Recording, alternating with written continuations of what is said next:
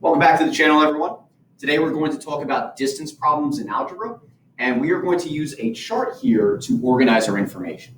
Okay? First thing we know about distance problems is there is an actual formula, and we're going to use that as distance equals rate times time. So this is my label up top here. That's why we have this gray cell on the side over here. We're going to put our labels up top and our labels on the side here. Okay? And then every time I find a value, I place it into the correct or the corresponding cell based on the distance, rate, and time. Okay? So now we're going to read the word problem, and we're going to make sure that we draw a diagram to show what's actually occurring here. So it says that we're talking about a cargo plane. It's flying to a maintenance facility and back.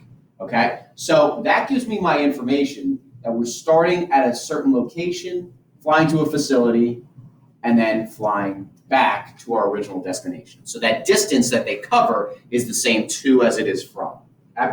So that's actually going to tell me what I place in my cells over here. This would be the trip there, and this would be the trip back. Okay? So now I just have to take out all the information from the word problem. So it says it took 1 hour less time to get there than it did to get back. So if it's 1 hour less than the time to get there, what that tells me is it doesn't tell me that the actual time to get there or the time to get back. But I do know I can represent that with the variable t.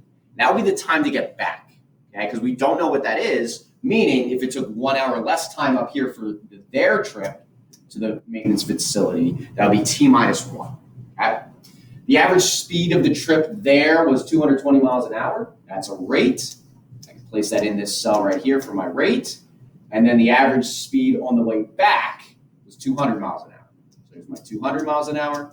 We have to find how many hours did it take to get there. So in the end, we are solving for this right here. That's what we want to solve for, but we're going to have to solve for t first. Now notice I didn't have a distance here. Well, this is why. The distance that they traveled would be the same, so I'm going to represent that with the variable d. So watch what I do here. I'm going to come over and I'm going to write the top equation, distance equals 220 times the quantity t minus 1. I have to multiply by the entire quantity there. Okay, the second one becomes distance equals 200 times t. Okay, so a couple things going on here. The first one is we should distribute that 220 to both terms over there. I'm just going to erase this ever so quickly, and that would actually become 220t minus 220. Okay? Now, the second thing that we should notice is we are going to use one of our properties of equality here. They both equal the same distance. So we're going to use that transitive property of equality and say, well, if this is equal to d and this is equal to d, then technically these two pieces are equal to each other because they travel the same distance. And that's how I know that my equation ends up being 220t minus 220 equals 200t. And then I just solve my equation. I'm going to do that quickly. I'm going to put the variables on the same side, subtract the 220t from both sides. Negative 220 equals negative 20t. Divide both sides by negative 20. So in that case, t is equal to 11. Okay? So that's what this value is. But that's not my actual question. My question was, how long did it take to get there?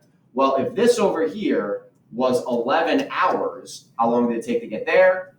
Substitute in, that would be 10 hours to get there. Okay? Second example, another one here. So I'm going to label very quickly. We are talking about Callie, and we are talking about Matt. Okay? Distance, rate, times time. And then I'm going to work from there. What's happening here in my diagram, I have Callie starting at one location, going in one direction, and then I have Matt starting in the same location, going in the other direction. And that's going to be a total, if we read the question here, we want to know how long they would be if they were 400 kilometers apart. Okay?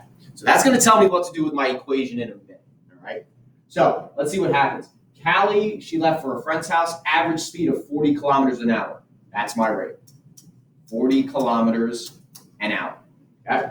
Matt left 1 hour later and traveled in the opposite direction at an average speed of 50 kilometers an hour. So first of all, clearly, we have 50 kilometers an hour here. And then we have a similar situation with our time. So if Callie is traveling at time t, if Matt left an hour later, that would also mean that he left and he's been traveling for 1 hour less. So he's got t minus 1 minute. Now, question is going to be, well, what's happening with the distance here? Okay. Well, the distance that they want to cover is they want to have a sum of 400 kilometers. So that's going to tell me what to do with these two pieces. So again, we're going to use our distance formulas. So we're going to take 40 times t, and the second one is going to be 50. We're going to use our distributed property here. 50t minus 50. And now it's a question of what happens with these two. So what do I want to do with these two?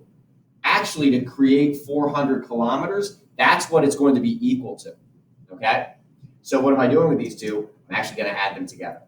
I'm going to take 40t plus 50t minus 50 and set that equal to my total distance of 400 kilometers an hour. And now I just solve the equation. 90t minus 50 equals 400. 90t equals 450. Divide both sides by 90. So t is equal to 5 hours. Was that the question that we had to answer? Well, the question here was find the number of hours Matt needs to travel. We're looking for this right here. So if this over here is 5 hours, t minus 1, Matt would have traveled for 4 hours. We always want to make sure that we answer that question in the end.